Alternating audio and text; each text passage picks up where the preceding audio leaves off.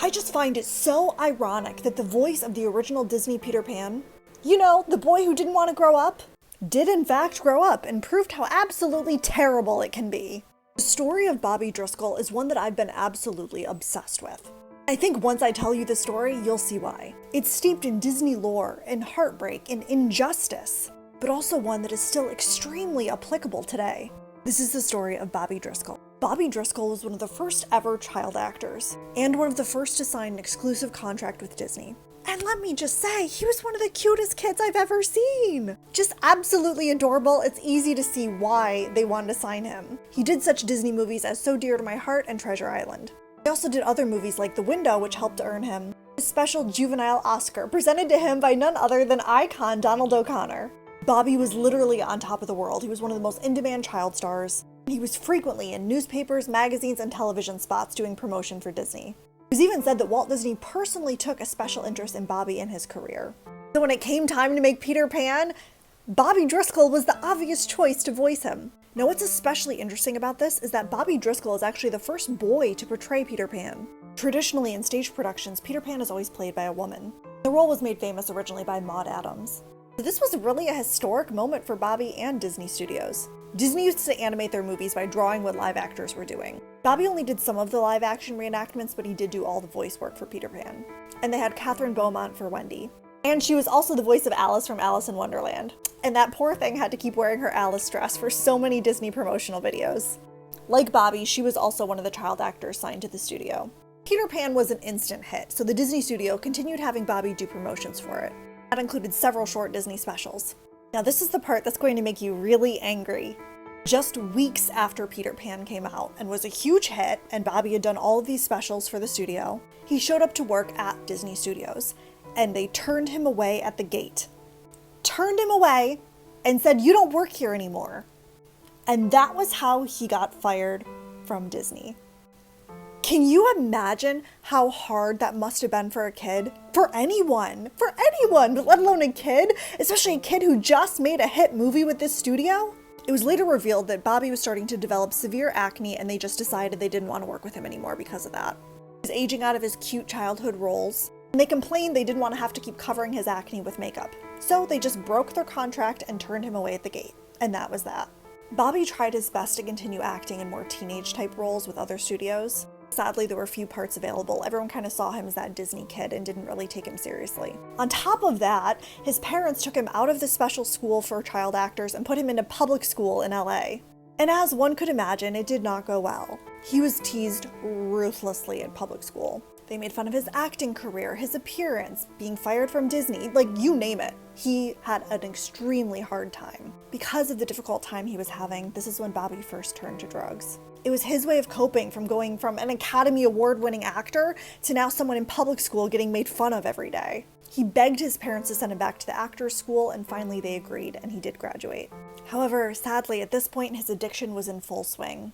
He was arrested on drug charges, and it was a spectacle. He was the first child star gone wrong story. It was all over the news with these sensationalized headlines such as this: drug addiction, burglary, arrest, child star jailed. They treated Bobby like some kind of spectacle instead of helping him. And admittedly, at this time, much less was known about drug addiction. He tried to get his life back on track once he got married. He ended up having 3 children, and he did try to work other jobs. Bobby's quote in this article, though, makes me really sad. Because to me, it felt like he was covering the fact that he couldn't really get any other acting jobs because the studios had turned their backs on him.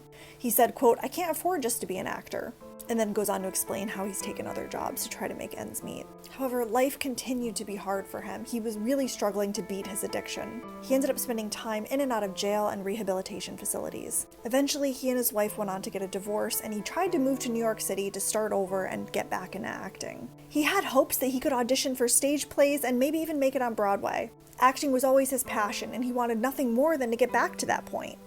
However, New York City kind of chewed him up and spit him right back out. He fell in with a beatnik crowd and even Andy Warhol, and sadly his drug addiction only got worse. During this time, initially, he did try to stay clean, and he even wrote letters to his parents about it. He said he was trying to make it as an actor still, he was trying to stay off drugs, but he was still having an extremely difficult time. And sadly, there was no one around to help him. not the Disney studio, not anyone from LA or Hollywood, and his parents and his ex-wife could only do so much. He ended up being surrounded by other addicts in the beatnik culture, and that just brought him further and further into his own addiction. He appeared in one final art film entitled Dirt. However, he appeared swollen, bloated, his eyes were sunken in, and he was even missing teeth. Then, at just 31 years old, on March 30th, 1968, Bobby Driscoll passed away. He was found in an empty, abandoned building by kids playing nearby. And this part just absolutely breaks my heart, but no one could identify him. No one knew who he was. He even brought photos of him around to the neighborhood. Nobody could identify him, so he ended up being buried in an unmarked pauper's grave on Hart Island. Hart Island is literally the borough of the dead in New York City. Almost 1 million people are buried here on this island, commonly known as a pauper's grave because many homeless or unidentified people are buried here. Most of the bodies on Hart Island are buried by prisoners from the nearby jail. Trigger warning for the next photo. Hart Island was also used in 2020 at the height of the pandemic. Several years later, Bobby's mother was still trying to locate him. She wanted him to know that his father's health was failing so that they could have one last goodbye. This is when Bobby's mother reached out to the Disney studio in order to get their help. She didn't have the resources to keep trying to find him, so she was hoping that the Disney studio might be able to do something to help. And this is when they were able to match his fingerprints to a John Doe buried on Hart Island. What really bothers me is that they went on to lose the records of where Bobby was buried on the island. New York City officials claim that there was a fire that destroyed all the older records of who was buried on Hart Island and where. But at that time, the Disney studio knew, and they had the resources, but they didn't have Bobby's body moved. They didn't have any kind of memorial made.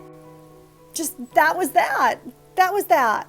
Bobby's mother ended up putting his name on the same headstone as his father's grave. To this day, Bobby's body is still on Hart Island in an unmarked grave, and no one knows where. And what really adds insult to injury, in my opinion, is the fact that Bobby Driscoll has still never been named a Disney legend. Disney legends are notable people who've contributed to the Disney legacy, commemorated with plaques and ceremonies, and they've even done this posthumously for other people.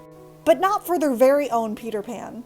One of the first Disney legends, in my opinion, and an Academy Award winner! But wait, there's more! Did you watch the Chip 'n Dale Rescue Rangers movie that came out last year? That was just a low blow. That was a low blow. It was quite literally Bobby Driscoll's story, the acne aging out of being Peter Pan, and then they made him the villain of the movie. Like, you're just gonna bully this guy now after everything? Now listen, don't get me wrong, I'm a Disney girl through and through. I love Disney. People who so wronged Bobby Driscoll are obviously no longer alive or responsible for anything. I really wish the people in charge of Disney now would be a little kinder with Bobby's legacy.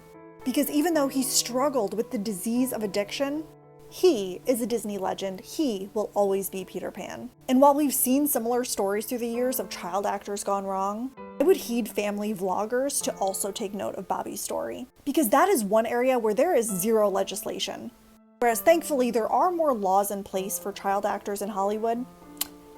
YouTube and TikTok and the internet is another story. Bobby famously said he felt like he was carried on a silver platter just to be dumped in a garbage can, and that he never wanted to return to the spotlight as some sort of freak exhibit. My heart is still so broken for Bobby and the life he endured, and how so much of it seemed so incredibly unfair right down to his death. However, Bobby's legacy will never die. He's brought joy to millions of kids for generations. I hope that someday that's acknowledged by Disney. But even though he was briefly a lost boy, Bobby Driscoll will always be Peter Pan.